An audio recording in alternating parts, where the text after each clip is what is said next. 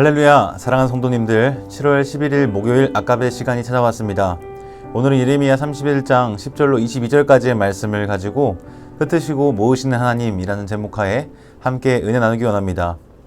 여러분, 오늘 말씀은 두 부분으로 구분해서 살펴볼 수 있는데요. 먼저 10절로 14절까지 그리고 15절로 22절까지의 말씀입니다. 10절로 14절까지의 말씀은 이스라엘의 회복에 관한 말씀을 주고 있고요. 15절로 22절까지의 말씀은 탄식하는 이들에 대한 위로의 말씀을 전달하고 있습니다. 먼저 10절 말씀을 제가 읽어보겠습니다. 이방들이여, 너희는 여호와의 말씀을 듣고 먼 섬에 전파하여 이르기를, 이스라엘을 흩으신 자가 그를 모으시고 목자가 그 양떼에게 행함같이 그를 지키시리로다. 여러분, 10절 말씀은 이스라엘의 회복을 선포합니다. 이 말씀 가운데는 하나님이 어떻게 나타나고 있습니까? 그분은 이스라엘을 흩으신 분으로 묘사됩니다. 그런데 그분이 어떠한 일을 행하시는가 보면요, 그 하나님이 이스라엘을 모으신다라고 합니다. 그리고 그들을 모으시는 하나님은 마치 목자가 양떼를 지키듯이 이스라엘을 지키실 것이며, 양떼를 인도하듯이 약속의 땅으로 인도하실 것이라는 점이 본문에서 암시됩니다. 이로써 우리는 오늘 말씀 속에서 하나님이 어떠한 분이신지를 발견할 수 있는데요. 하나님은 흩으시고 모으시는 분이십니다. 이스라엘이 아수르에 의해서 사로잡혀가고 또 유다가 바벨론에 의해 포로되어 끌려가는 모든 일들은 전적으로 하나님의 주권 속에서 이루어진 일들입니다. 즉, 이스라엘과 유다를 흩으신 분은 누구입니까? 오직 하나님이신 거죠. 그 흩으신 하나님께서 이제 어떻게 행하신다고 말씀하십니까? 그들을 모으고 또 그들을 지키실 것이라 말씀합니다. 마치 목자가 양떼를 돌보듯이 하나님께서는 이스라엘을 그렇게 지키실 것이라 말씀하고 계신 것이죠.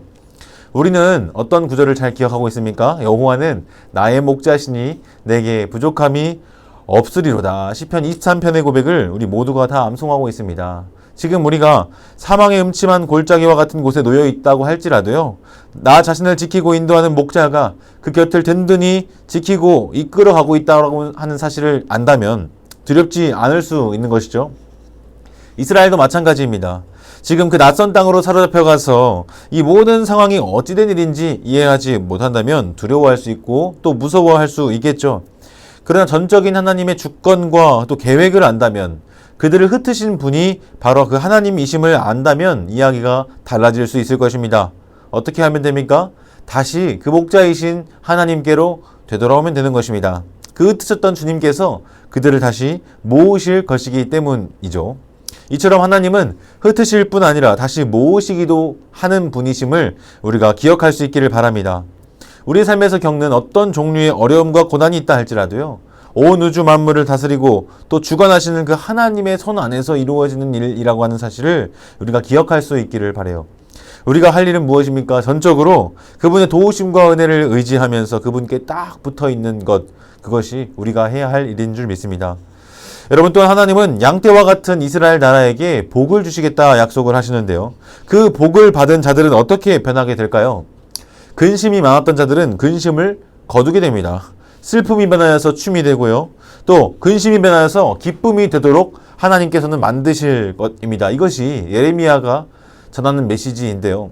흩어짐으로 인해서 근심하며 또 슬퍼하였던 모든 자들이 하나님께서 다시 모으심으로 말미암아 기쁨과 즐거움을 다시 회복하게 될 것이죠. 이러한 일은 사실 이미 오래전부터 예견된 일이었습니다.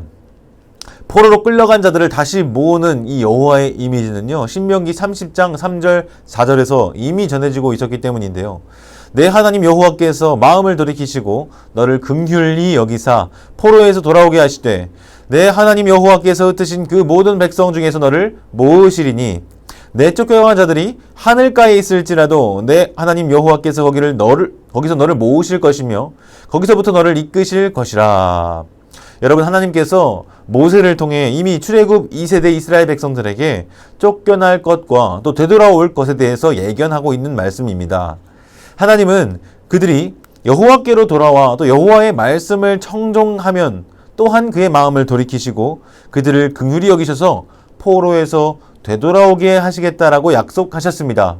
심지어 그들이 잡혀간 곳이 하늘가에 있을지라도 거기서부터 그들을 모으시고 또 이끌어 오시겠다 약속하셨죠. 이것은 하나님의 분명한 약속의 말씀이며 또한 그분의 의지가 담겨있는 말씀이라는 것을 우리가 알 수 있습니다. 그런데 여러분, 그 하나님은 모으실 뿐만 아니라 다시 흩어지지 않도록 지키실 것입니다.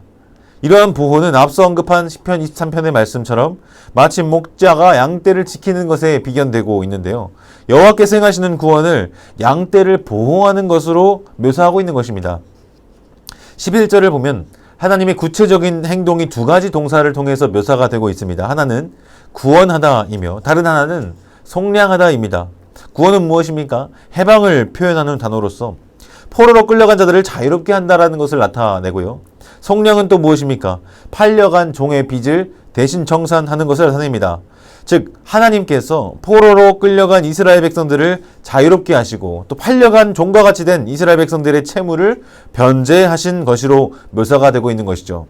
이것은 한편 이전 과거에 하나님께서 애굽 땅 종 되었던 집으로부터 그의 백성 이스라엘을 건지신 일을 연상하게 합니다. 그러한 출애굽의 놀라운 구원 사건을 이제 바벨론의 포로로 사로잡혀간 포로기 백성들에게 다시금 행하실 것임을 하나님께서 말씀하고 계신 것이죠. 그뿐만이 아닙니다. 이 구원과 속량을, 즉 새 출애굽을 경험한 이스라엘이 시온에서 누리게 될 여호와의 복이 12절 이하에 나타납니다.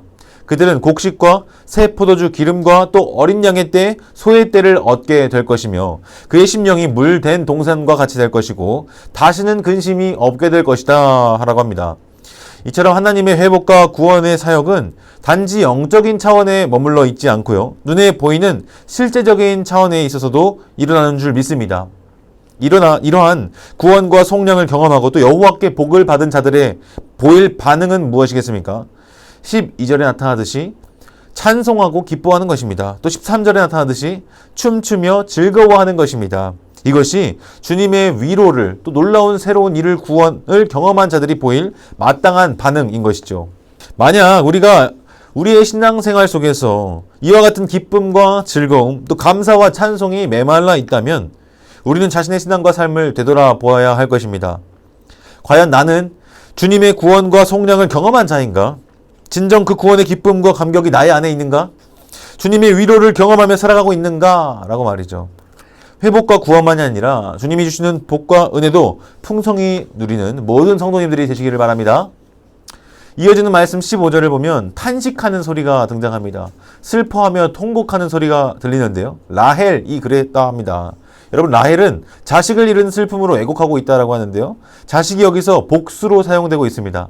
그리고 번역본에는 한 차례 언급되지만 히브리 원문을 직역하면 그 자식들 때문에 울며 그 자식들 때문에 위로받기를 거절한다고 이렇게 그 자식들 때문이 두 번 반복해서 나타나고 있습니다. 여러분, 라헬이 누구입니까? 야곱의 아내로서 요셉과 베냐민의 어머니이죠. 또 에브라임은 요셉의 아들이므로 라헬의 손주입니다. 여호와는 그녀의 그와 같은 탄식에 반응하는데요. 16절을 보면 내 울음소리와 내 눈물을 멈추어라. 내일의 싹을 받게 될 것인즉 그들이 그의 대적의 땅에서 돌아오리라 말씀하십니다. 여기서 그녀가 받게 될 내일의 싹이 어떤 것을 의미하는지 불분명하지만 이어지는 구절에서 힌트를 주고 있습니다. 그들, 즉 그녀의 자식들이 그 대적의 땅에서 되돌아오는 일이라고 하는 사실을 확인할 수 있게 되는 것이죠. 그런데 여러분, 16절 이하에서 주목해 볼 단어는 바로 슈브라고 하는 동사입니다. 제가 앞서 언젠가 설교하면서 여러 차례 언급드린 바 있는데요. 이 단어의 뜻은 돌아오다입니다. 16절부터 22절까지만 무려 6번에 걸쳐 반복되어 나타나는 동사인데요. 이것은 다시 말하면 라헬의 자녀들 곧 이스라엘을 포로에서 귀환시키는 사건이 바로 그들에게 위로가 된다라고 하는 사실을 보여주고 있는 것입니다. 17절에서는 현재 시점으로부터 눈을 들어 미래 시점을 바라보도록 인도합니다. 너희 장래에 소망이 있을 것이라. 너희 자녀가 자기들의 지경으로 돌아오리라. 여러분, 16절의 말씀은요, 지금의 세대들을 말합니다. 그러나 17절로 넘어오면서 이제 그들의 세대만이 아니라 이후의 세대들, 곧 자녀들이 귀환하고 돌아오게 될 것임을 말하고 있습니다. 오늘날 우리 교회가 다음 세대를 생각하면서 기도하고 또 많은 메시지를 던지곤 합니다. 그런데 여러분, 중요한 것은요, 이 일에도 순서가 있다라고 하는 것입니다. 어떤 순서가 있습니까? 먼저는 지금 현재 세대, 곧 부모 세대가 하나님 앞에 돌아와야 할 줄로 믿습니다. 그러고 장래에도 소망이 있는 것은 그러한 부모들을 보고 자라는 자녀 세대들도 돌아오게 될 것이다 라고 하는 겁니다. 말씀을 맺겠습니다. 흩으시는 하나님은 반드시 모으실 것입니다. 하나님께서는 이전 일을 넘어서는 새로운 일을 우리 가운데 행하시는 분이십니다. 비록 우리가 느끼기에 교회와 성도들이 세상에 포로되어 살아가고 있는 것처럼 보이고 마치 하나님께서 우리 곁을 떠나 계신 것처럼 보이는 그 모든 순간에도 하나님께서는 그가 가지신 절대적인 주권으로 하늘 보좌에 앉아 다스리고 통치하고 계신다라는 이런 믿음을 잃어버리지 않을 수 있기를 바랍니다.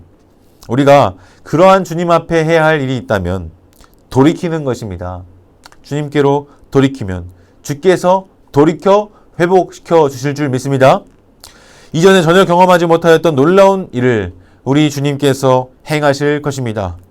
모으시고 회복하시는 그 하나님을 사모하면서 또 우리의 모든 슬픔과 눈물을 기쁨과 즐거움으로 바꾸실 우리 주님을 사모하면서 뉘우치고 돌이킴으로 주 앞에 은혜를 구하는 모든 성도님들의 삶이 되기를 축복합니다. 우리 함께 기도하겠습니다. 하나님 아버지, 오늘 말씀을 통하여 하나님 어떠한 분이신지를 상고할 수 있도록 은혜 주신 것 감사합니다. 하나님은 흩으시는 것뿐 아니라 모으시는 분이신 줄 우리가 말씀 가운데 확인합니다. 하나님께서 크고 원대한 계획 가운데 그의 백성 이스라엘을 다시금 여호와께로 돌이키게 하시려고 하나님께서 그 멀리 땅에 보내셨는 줄 압니다. 하나님, 우리가 당하는 고난과 슬픔과 어려움들, 근심들 있다면 그 모든 뜻 가운데 하나님의 계획하심과 섭리하심을 생각해 볼 수 있는 우리 성도들이 되게 하시고, 오늘 예레미야를 통하여서 포로기 백성들에게 주신 그 말씀을 우리의 것으로 받으며 주님께로 돌이켜 회복과 구원과 또 위로를 경험하는 모든 성도들 될 수 있도록 도와주옵소서. 예수님의 이름으로 기도합니다. 아멘. 오늘 이 한 날도 주님께로 돌이키는 한 날 되시기를 축복합니다.